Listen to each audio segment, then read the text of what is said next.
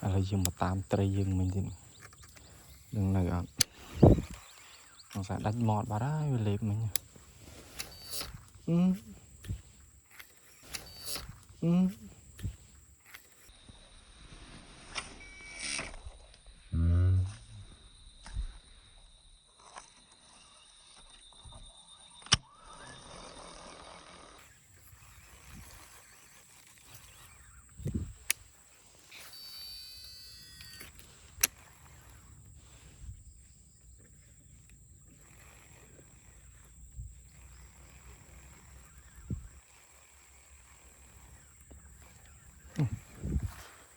Tây nó không smell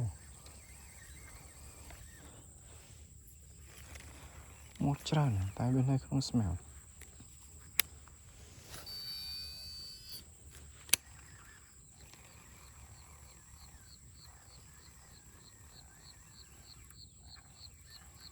lên cúp tọ chứ mình đây mặc sai khăm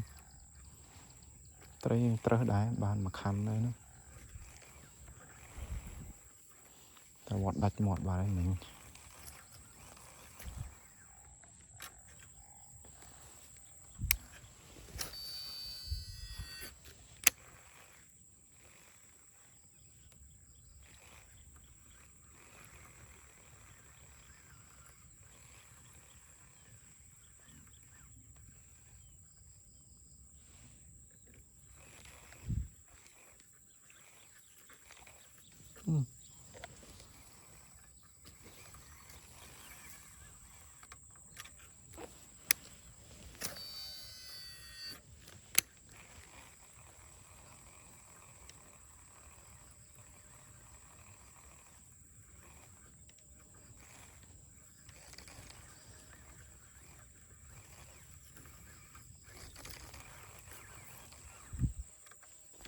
บัด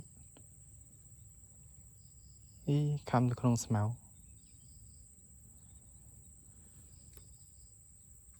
ยันเอาแต่เละแบบหัวว่าหัวบ้านนะมาสารสมาวยัง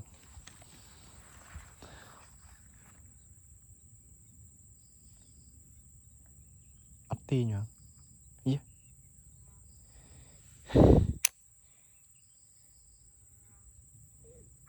ยี่หนึ่งโจอดได้นะนี่ว่าสารสมาวยังเล่นมาได้นะ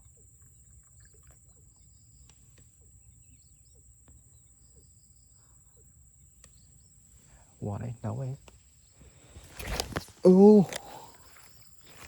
จมยัง